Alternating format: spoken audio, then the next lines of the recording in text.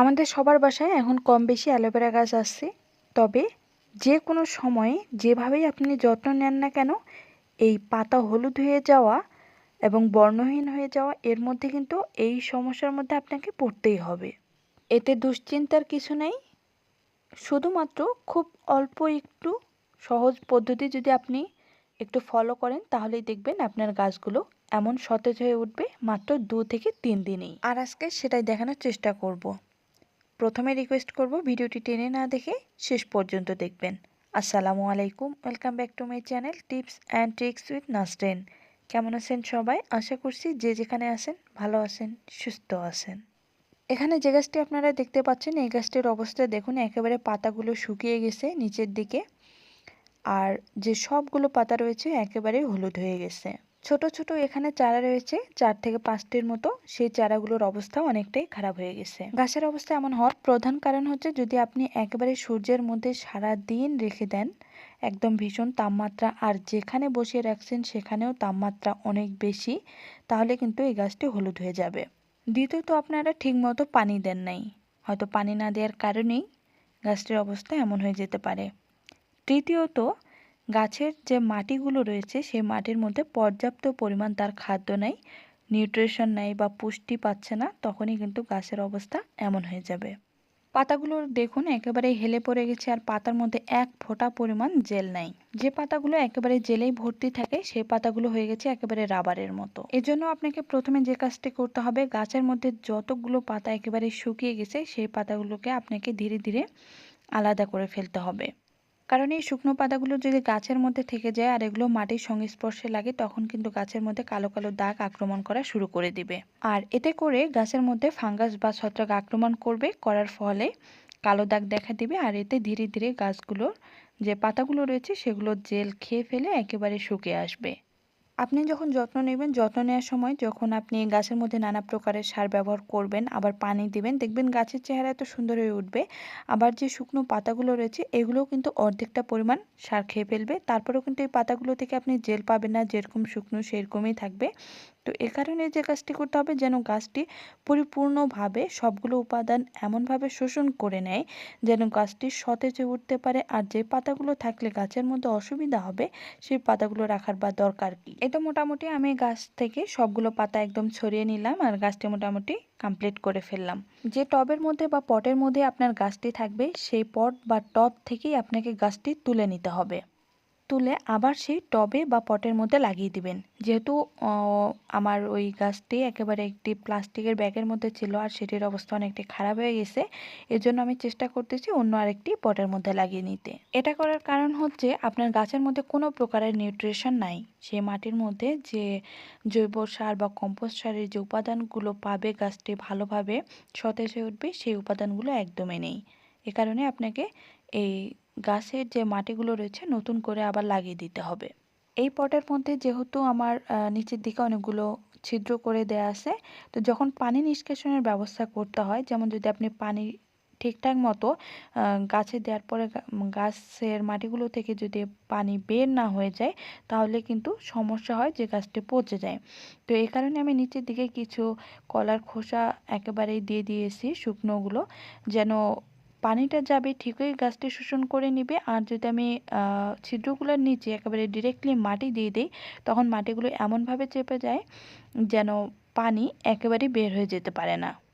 আবার আরেকটি কাজ করতে পারেন, নিচের দিকে বালি দিয়ে দিতে পারেন, এতে বালি পানি খুব দ্রুত শোষণ করে নেয়, এতে গাছগুলো পচে যাওয়ার সম্ভাবনা থাকে না। তো এরপর আমি যে কাজটি করেছি, হালকা করে কিছুটা কম্পোস্ট সার নিয়ে নিয়েছি, এরপর শুকনো কলার খোসা আর ডিমের খোসা দিয়ে দিয়েছি।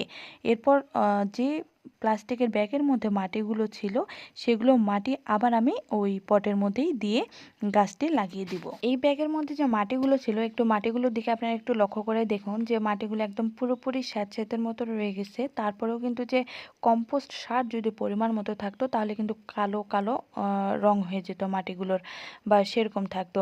কিন্তু মাটির মধ্যে কোনো পরিমাণ যে পুষ্টি নাই এই মাটিগুলো দেখে আপনারা বুঝতে পারতেছেন। একটি কথা মনে রাখবেন, যখন আপনারা যে কোনো সার ব্যবহার করবেন, যদি যে কোনো গাছেই হোক না কেন, মনে করবেন যে হ্যাঁ গাছে হয়তো ফুল আসলো বা ফল আসলো চলে গেল, এরপর যত্ন না নিলেও হয়ে গেল, কোনো প্রকারের সমস্যা নেই। কিন্তু অ্যালোভেরার পাতাগুলো যেহেতু আমাদের দরকার হয়, এখানে আমরা ফুল ফলের জন্য ব্যবহার করি না, আর এটা প্রায় 5-6 মাস কন্টিনিউ কিন্তু এই উপাদানগুলো থাকতে হয়, তাহলে কিন্তু আপনার জেলগুলো পাতাগুলো মোটা তাজা হবে এবং জেলযুক্ত হবে। পর্যাপ্ত পরিমাণে ক্যালসিয়াম, নাইট্রোজেন, ফসফরাস, জিঙ্ক এই উপাদানগুলো একদম থাকতেই হয়। আমরা হয়তো ভাবি যে প্রচুর পরিমাণে রোদের মধ্যে আছে, এই জন্যই হয়তোবা গাছটি হলুদ হয়ে আছে। কোনো প্রকারের সমস্যা নেই। হলুদ হয়ে গেলেও যে গাছগুলো অনেক দিন ধরে রোদে থাকবে, ধীরে ধীরেই কিন্তু রোদের মধ্যেই আবারও সবুজ হয়ে চলে আসবে, যদি গাছের মধ্যে তেমন পরিমাণে নিউট্রিশন থাকে। আর যদি না থাকে তাহলে গাছের অবস্থা দিন দিন অনেকটাই খারাপ হয়ে যাবে। এরপর আমি এখানে হালকা করে পানি দিয়ে দিচ্ছি। আপনারা পানি দেন কিভাবে আমি জানি না, আপনারা পানি দিবেন এভাবে। আমি যেভাবে দিয়ে দিচ্ছি, এখানে হালকা হালকা করে আপনার পানি দিতেই থাকবেন। দেখবেন সম্পূর্ণ যে মাটিগুলো রয়েছে নিচ থেকে উপর পর্যন্ত সবগুলো যেন একদম ভিজে যায় খুব সুন্দরভাবে। একটু সময় নিয়ে পানিটা দিবেন। কারণ হচ্ছে যখন মনে করেন যে আপনি একবারে ঢেলে পানি দিয়ে দিলেন, এই পানিটা একেবারে বের হয়ে চলে গেল বা উপর দিয়ে দিলেন, উপর দিয়ে পানিটা পড়ে গেল, গাছের মধ্যে যে মাটিগুলো রয়েছে সবগুলো মাটি কিন্তু খুব সুন্দরভাবে অ্যাবজর্ব করতে পারলো না পানিগুলো। 3 দিন পর দেখুন গাছটির অবস্থা। আপনাদের বিশ্বাস হবে কিনা আমি জানি না। আপনারা যখন নিজেরাই এই টিপসগুলো একটু ফলো করে যদি একটি গাছের প্রতি যত্ন নেন, দেখবেন যে গাছের এরকম হলুদ হয়ে গেছে পাতা বা রঙহীন হয়ে গেছে। 3 দিনের মধ্যে আপনাদের এই গাছের মধ্যে এই রং আপনারা ফেরত পাবেন।